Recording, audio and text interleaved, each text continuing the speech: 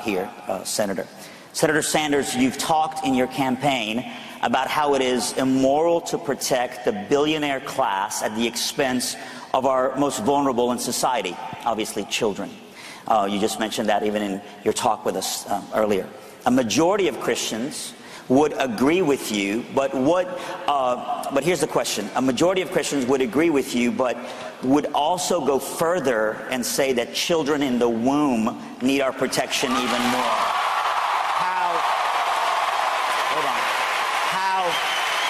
How do you reconcile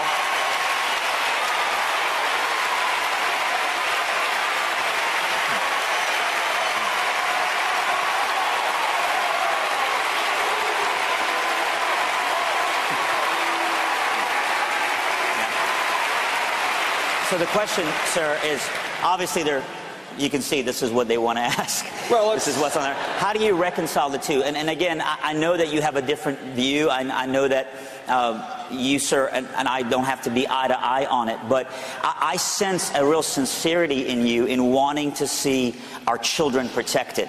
Can you see, sir, how we see the child in the womb as the most vulnerable that needs protection? I do understand. Yes, sir. But I do also understand. I understand this is an area where we disagree.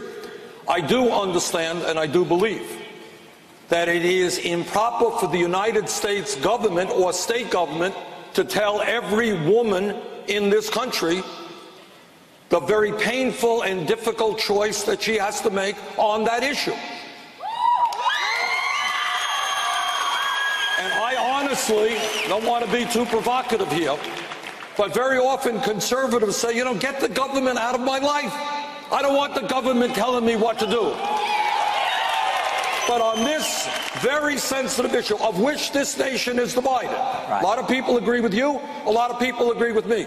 But my view is, I respect absolutely a family that says, no, we are not going to have an abortion. I understand that, I respect that. But I would hope that other people respect the very painful and difficult choice that many women feel they have to make and don't want the government telling them what they have to do.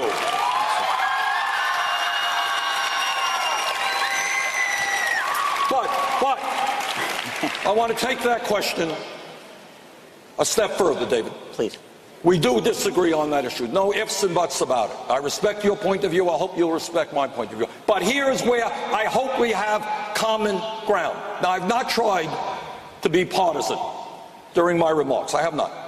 But I'm going to be partisan for a moment because I want to lay this on your shoulders. I am the ranking member of the U.S. Senate Budget Committee. That means I lead the Democrats in opposition. Republicans control the House and the Senate. Now, I want to tell you what was in the Republican budget that passed a number of months ago. Check it out. You're thinking I'm not telling you the truth. When you talk about issues of children, understand, Republican budget threw 27 million people off of health care, including many children. At a time when many families cannot afford to send their kids to college. And I am running on a program, by the way, that says every public college and university in America should be tuition free. But at a time when families cannot afford to send their kids to college, Republican budget cut $90 billion in Pell Grants over a 10-year period. At a time when children in America are going hungry, Republican budget cut billions of dollars in nutrition programs, including money for the WIC program, which goes to low-income pregnant women and their babies.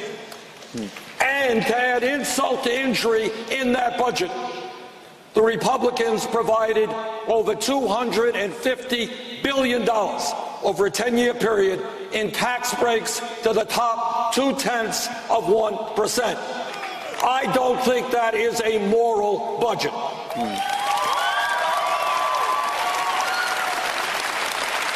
I'm not